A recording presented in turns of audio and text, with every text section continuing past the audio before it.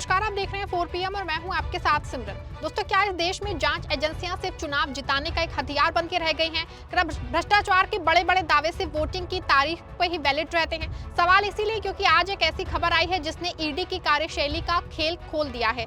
Chronology समझिए। पश्चिम बंगाल में कल आखिरी राउंड का वोट पड़ा और आज यानी कि 30 अप्रैल को दिल्ली की पटियाला हाउस कोर्ट से एक ऐसी खबर आई जिसने सबको सन्न कर दिया है। ममता बनर्जी की चुनावी रणनीति बनाने वाली संस्था आईपैक के निदेशक विनेश चंदेल को जमानत मिल गई है। लेकिन चौंकाने वाली बात जमानत नहीं है, चौंकाने वाली बात है कि जिस ईडी यानी कि प्रवर्तन निदेशालय ने चुनाव से पहले उन्हें महा घोटाले का मास्टरमाइंड बताया था, आज इसी ईडी ने कोर्ट में जमानत पे कोई एतराज नहीं किया है। आज की इस विशेष रिपोर्ट में हम पूरी साजिश का पर्दाफाश करने वाले हैं कि कैसे चुनाव से पहले आईपैक को निशाना बना के ममता बनर्जी को घेरने की कोशिश हुई और चुनाव खत्म होते ही ये सारा भ्रष्टाचार हवा हो गया है। दोस्तों, थोड़ा पीछे चलिए। 13 अप्रैल 2026 जब बंगाल में चुनाव की सरगर्मी अपने शबाब पे थी, अचानक खबर आती है कि ईडी ने आईपैक के निदेशक विनेश चंदेल को गिरफ्तार कर लिया है। आरोप क्या थे? कथित कोयला घोटाला और करीब 50 करोड़ का मनी लॉन्ड्रिंग।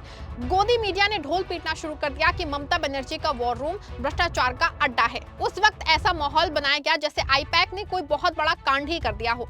छापेमारी हुई, दफ्तरों को बंद कराया गया, स्टाफ को धमकाया गया। मकसद साफ था, चुनाव के बीच में ममता बनर्जी की चुनाव प्रबंधन टीम की कमर तोड़ देना।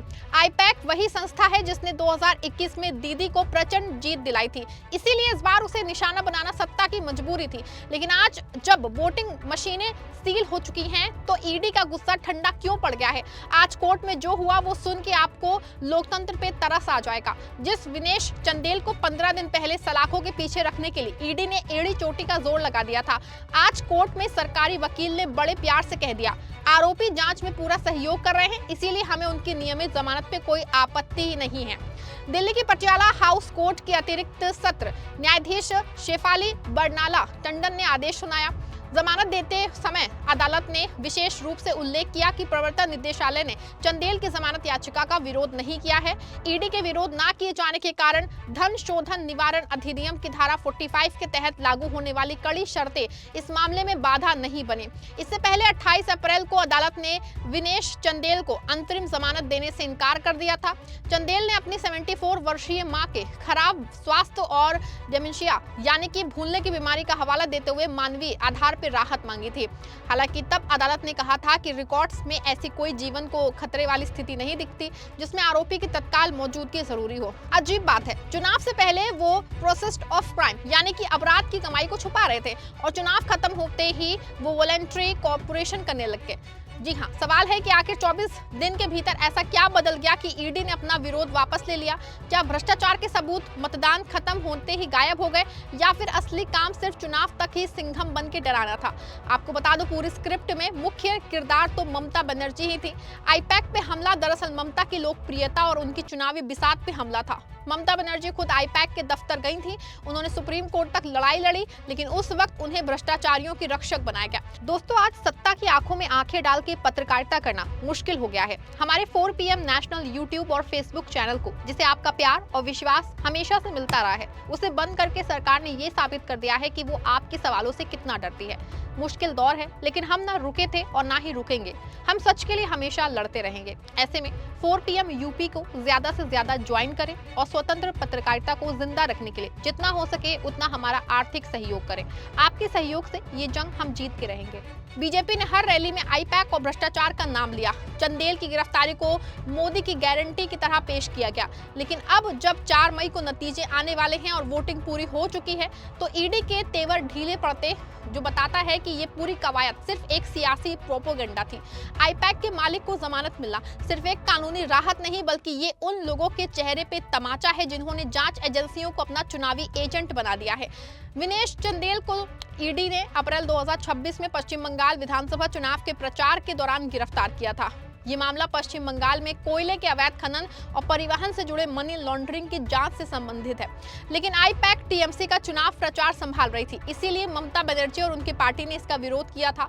छापे के दौरान ममता खुद आईपैक के दफ्तर में पहुंच गई थी, जिसकी शिकायत ईडी ने अदालत में की थी। जांच एजेंसियों का आरोप है कि आईपैक को पश्चिम बंगाल कोयला खनन रैकेट से लगभग 20 करोड़ रुपए हवाला चैनलों के माध्यम से प्राप्त हुए थे। ये अपराध से की गई कमाई थी। विनेश चंदेल आईपैक में निदेशक और कंपनी में उनकी 33% हिस्सेदारी है। ईडी का आरोप है कि कोयला तस्करी सिंडिकेट से जुड़े एक हवाला ऑपरेटर ने आईपैक की पंजीकृत company Indian pack consulting private limited को करोड़ों रुपए ट्रांसफर किए थे। मामला नवंबर 2020 में सीबीआई द्वारा दर्ज की गई उस एफआईआर से जुड़ा है जिसमें आसनसोल के पास ईस्टर्न कोलफील्ड्स लिमिटेड की खदानों से करोड़ों रुपए के कोयले की चोरी और तस्करी का आरोप लगाया गया था। ईडी की जांच में सामने आया है कि इस अवैध कारोबार से होने वाली कमाई का एक हिस्सा हवाला के लिए जारी है आईपैक तक पहुंचाया गया था। हालांकि ये सिर्फ आरोप है। ईडी ने अभी ना तो साबित कर पाई है और ना ही अदालत ने विनेश चंदेल को कोई सजा सुनाई है। दोस्तों, सवाल सिर्फ विनेश चंदेल का नहीं, सवाल उस भरोसे का है जो आम आदमी इन संस्थाओं पे करता है। क्या भ्रष्टाचारी और बेगुनाह का फैसला चुनाव की तारीखें तय करेंगी? अगर विनेश चंदेल ने सच में 50 करोड़ का घोटाला किया था तो आज ईडी ने विरोध क्यों नहीं किया? और अगर वो बेगुनाह थे तो चुनाव के ठीक पहले उन्हें जेल में डाल के चुनाव प्रक्रिया को प्रभावित क्यों किया गया? ये खेल साफ है। विपक्ष की रणनीतियों को उलझाओ, उनके फंड्स रोक दो, उनके दिमाग को जेल में डाल दो और जब चुनाव खत्म हो जाए तो उन्हें चुपचाप बाहर आने दो। ये लोकतंत्र के साथ सबसे भद्दा मजाक है। दोस्तों, विनेश चंदेल बाहर आ चुके हैं। चुनाव आयोग और ईडी की जोड़ी ने बंगाल में अपना काम कर दिया है, लेकिन क्या बंगाल की जनता इस क्रोनोलॉजी को नहीं समझ रही? जिस तरह से चुनाव के ठीक बाद ईडी के सुर बदले हैं, उसने सरकार की नीयत पे सवाल काफी खड़े कर दिए हैं। आपको क्या लगता है कि आईपैक पे कार्रवाई सिर्फ चुनावी स्टंट था? क्या ईडी अब सिर्फ एक पार्टी का टूल बन के रह गई है? अपनी राय दीजिएगा, वीडियो को लाइक और शेयर करिएगा।